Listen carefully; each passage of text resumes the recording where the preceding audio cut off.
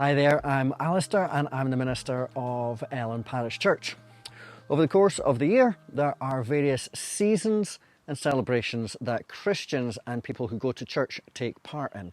Christmas is one of the main ones, but there are other times like All Saints' Day, Lent, Advent, and one called Pentecost. Now, one of the main seasons and celebrations for Christians and for the church is called Easter. Now, Easter isn't just one day like Christmas, it's a whole season. But within that season, there are a few different days and events that are special. Now, the next event that we're going to think about is called Easter Day. Now, Easter Day is always a Sunday, and for Christians, Easter Sunday is about new life. So it doesn't have much to do with the Easter bunny or chicks or ducks, but there's maybe a link with new life in there somewhere. But Easter Sunday does have something to do with eggs.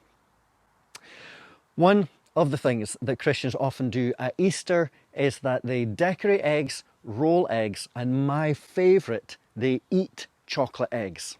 Now, it might be a bit strange to base a festival and a day of celebration around eggs.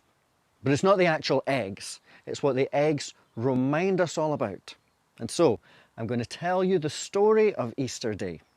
And as I'm telling you the story, can you have a bit of a think about what this day has to do with new life, eggs, and especially your Easter eggs? Now, to give you a bit of a recap and a catch-up, Jesus, who is the person that Christians follow, has been arrested, tried, and sentenced to death, and has died on a cross and put in a tomb. Now, if you don't know that story, then there's another video about Good Friday that you can watch to find out all about that. But here is the story of Easter Sunday.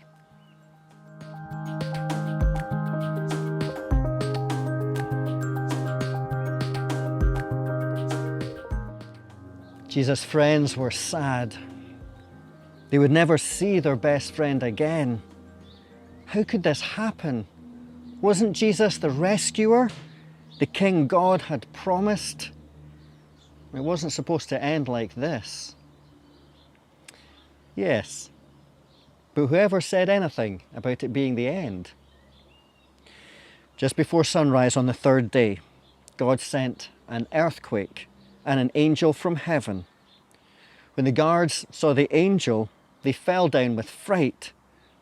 The angel rolled the huge stone away and sat on top of it and waited.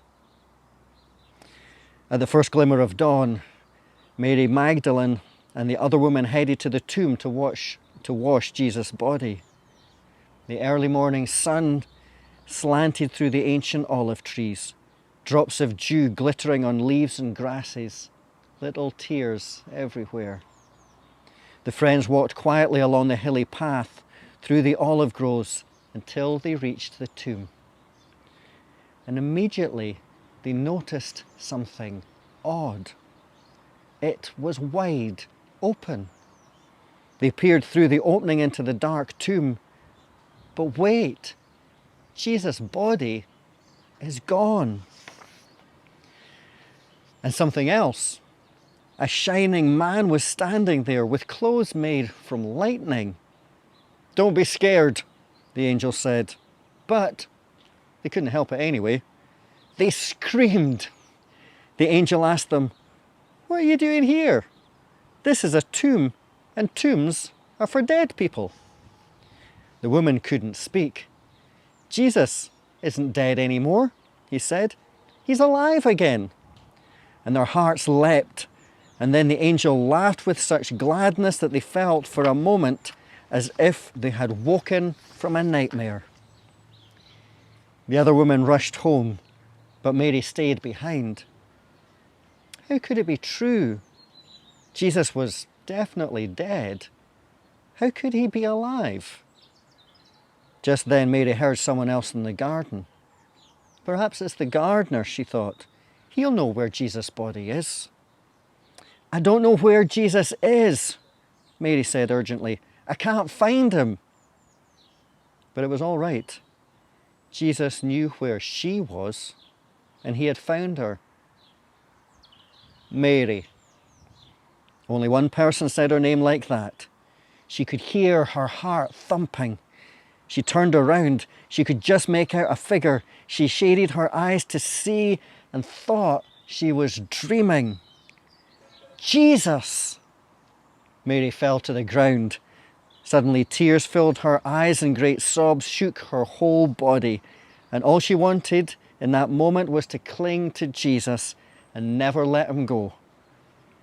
You'll be able to hold on to me later, Mary, Jesus said gently, and always be close with me. But now, go and tell the others that I'm alive. Mary ran and ran all the way to the city. She'd never run so fast or so far in all her life. She felt she could have run forever. She didn't even feel like her feet had touched the ground. The sun seemed to be dancing and gleaming and bounding across the sky, racing with her and shining brighter than she could ever remember in the clear, fresh air. And it seemed to her that morning as she ran, almost as if the whole world had been made anew, almost as if the whole world was singing for joy. The trees, tiny sounds in the grass, the birds. Her heart. Was God really making everything sad come untrue? Was he even making death come untrue? She couldn't wait to tell Jesus' friends. They won't believe it, she laughed.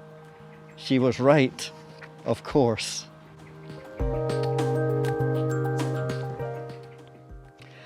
Well, that is a much happier story than the story of Good Friday.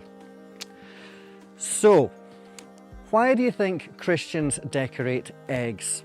And why do you think Christians roll eggs?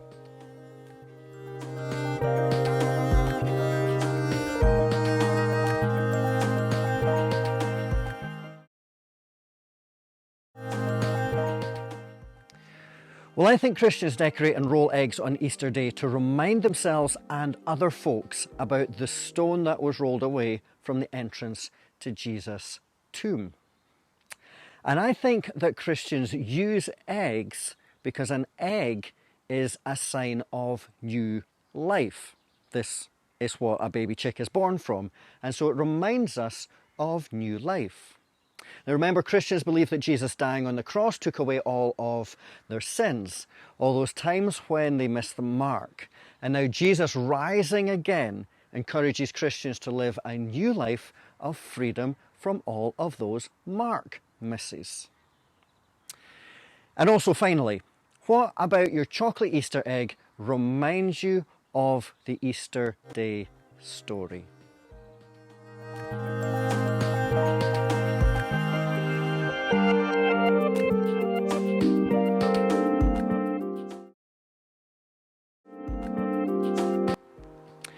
Well, when I was growing up, I was always a bit disappointed that my Easter egg was hollow inside. I wanted my Cadbury's cream egg to be filled with the lovely cream egg stuff, but it was always disappointingly hollow. But our Easter eggs being hollow or empty inside reminds us that Christians believe that Jesus' tomb is empty, that he's not there because he's come back alive again. Now, there's another bit to the story. Christians believe that after Jesus came alive again, he spent time with his friends, but then he went back to heaven. But there's something else that Christians believe happened then, and that's the next bit of the story. So, thanks for listening, thanks for chatting, and I'll see you soon for that next bit of the story. Bye for now.